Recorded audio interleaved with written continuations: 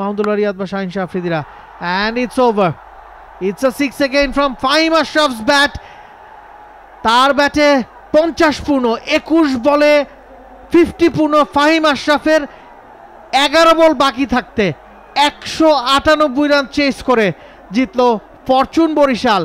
তারা কেন defending champion, কেন তাদেরকে এই মৌসুমের সেরা দল বলা হচ্ছে, ভাবা হচ্ছে প্রথম ম্যাচেই, সেটা হাতে কলমে দেখিয়ে দিল ফরচুন বরিশাল। অসাধারণ একটা পারফরমেন্স, রান চেইজে ফরচুন বরিশাল সফল হয়েছে। বিপিএল এর প্রথম ম্যাচটাতে জয় তুলে নিয়েছে ডিফেন্ডিং চ্যাম্পিয়ন্স দুর্বার রাজশাহীর বিরুদ্ধে। এবং এই জায়গাটাতে আবারও বলতেই হয়, গত বিপিএলেও আমরা দেখেছিলাম ঢাকা পর্বের প্রথম 8টা ম্যাচে চেজিং দল জিতেছে। সেই পথ পরিক্রমায় আবারও এবারে বিপিএলে টসে জিতে ফরচুন বরিশাল তারা ফিল্ডিংয়ের সিদ্ধান্ত নিয়েছে এবং বড় একটা টোটাল চেস করতেও কোনো ধরনের সমস্যাই তাদের শেষ পর্যন্ত হয়নি, যদিও শুরুটা ভিন্ন রকম ছিল। মোহাম্মদ নবীও ব্যাটিং করতে নামেননি, তিনি 9 নম্বরে স্লটেড ছিলেন। সেটাই কিন্তু বলে যে তামিম ইকবালের এই দলটার ব্যাটিং ডেপথ কতটা, বোলিং ডেপথ কতটা। অলরাউন্ডারে পরিপূর্ণ একটা দল, ফাহিম আশরাফ, মোহাম্মদ নবী, মাহমুদুল জায়গা হতে যাচ্ছে। তাদের ডেপথ, তাদের অলরাউন্ডারের আধিক্য।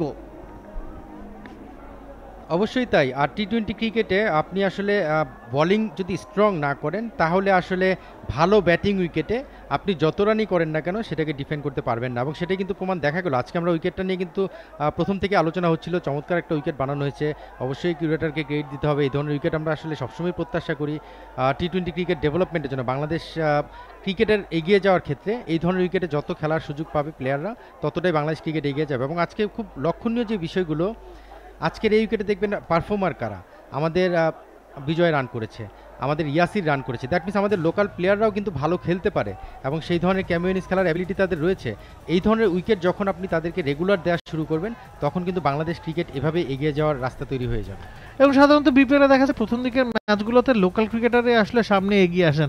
তারা উইকেটের সাথে পরিচিত, তারা প্রতিপক্ষের শক্তি দুর্বলতা সম্পর্কে খুব ভালো জানেন এবং বিদেশি ক্রিকেটারদের একটু এসে মানিয়ে নিতেও আসলে সময় লেগে যায়।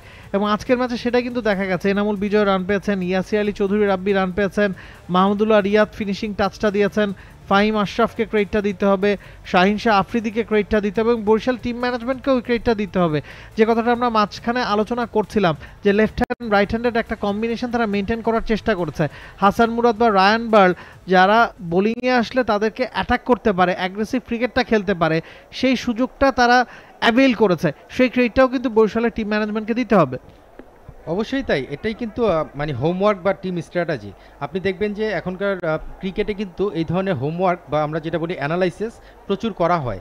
আপনি প্রতিটা দলের সঙ্গে কিন্তু টিম অ্যানালিস্ট রয়েছে। বাংলাদেশ প্রিমিয়ার লিগ 2025, 7টি দলের জমজমাট লড়াইয়ে মাতবে পুরো দেশ। দেখতে চোখ রাখুন টি স্পোর্টস নেটওয়ার্কে।